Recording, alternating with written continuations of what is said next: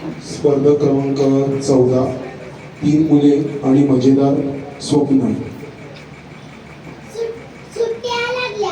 मी प्रतीक आवाजनं गण्या गण्या आणि आम्ही लोक खूप भटकायचो.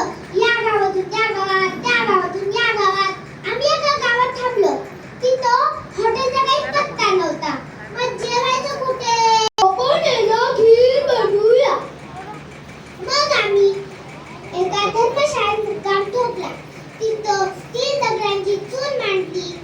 त्याच्यामध्ये चुरटा, गोऱ्या, लाकडं टाकली. खीर रटरटली. खिरीचा खमंग वास येऊ लागला. आमच्या पोटातले कावळे जोर जोरात फुटबॉल खेळू लागले. आम्ही खीर ताटात घेतली. मनसोक्त खाल्ली. पातेलं पाटाला नेलं. एवढीशी खीर. या पण सकाळी खाण्या. प्रतीक म्हणाला. एवढीशी खीर तिघांना कसं काय पुरणार? मग राधिकाने अजून एक आयडिया काढली. आता सगळ्यांनी झोपायचं. प्रत्येकाला काही ना काही स्वप्न पडणार.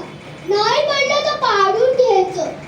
ज्याचं स्वप्न रापचिकच आहेत ना, त्याला फुल्ल खीर मिळणार. काय? मग मी मध्यरात्री गुपचूप उठून सगळी खीर संपवून टाकली आणि पातेलं जसंच्या तसं झाकण लावून ठेवून दिलं. सकाळी जरा लवकरच उठले. मलाही उठवलं. आम्ही पटापटा चुळा भरल्या.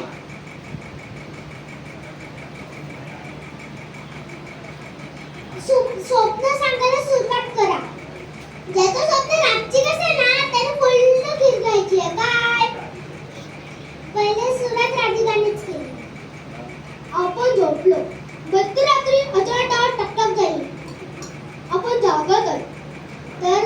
दरवाजा उघडला. बघतो तर काय, सगळे पुराडीच पुराडी. आपल्याला झंडकली. त्याच्यामधला एक म्हणाला ना, भारतात तुझ्याशिवाय काही खरं नाही. तूच फक्त पंतप्रधान होण्याची लायकीची आहेस. पहिले पंतप्रधान करू, मग निवडून. या बोळीवर सगळ्यांनी आपल्याला पंतप्रधान केलं. मग काय,